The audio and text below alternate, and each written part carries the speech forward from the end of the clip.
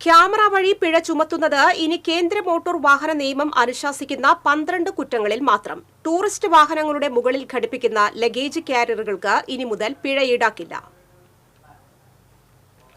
മൊബൈലിൽ ചിത്രമെടുത്ത് ചലാൻ വഴി മറ്റ് നിയമലംഘനങ്ങൾക്കും ഉദ്യോഗസ്ഥർ പിഴ ചുമത്തിയതോടെയാണ് ഇടപെടൽ.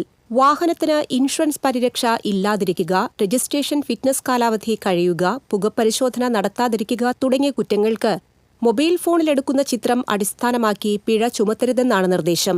ഹെൽമറ്റ് ഇല്ലാതെ വാഹനം ഓടിക്കുന്നവരുടെ ചിത്രമെടുക്കുമ്പോൾ വാഹനത്തിന്റെ രേഖകൾ കൂടി ഓൺലൈനിൽ പരിശോധിച്ച് മറ്റു കുറ്റങ്ങൾക്കും ഉദ്യോഗസ്ഥർ പിഴ ചുമത്തിയതാണ് പരാതിക്കിടയാക്കിയത്. ടൂറിസ്റ്റ് വാഹനങ്ങളുടെ മുകളിൽ ഘടിപ്പിക്കുന്ന ലഗേജ് കാരിയറുകൾക്ക് ഇനി മുതൽ പിഴ ഈടാക്കില്ല.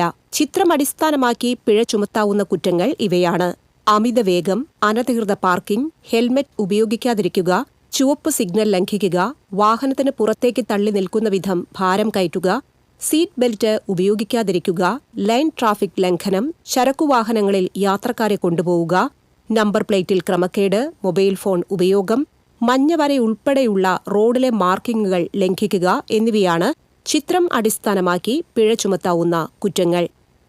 TCV news, Thrissur.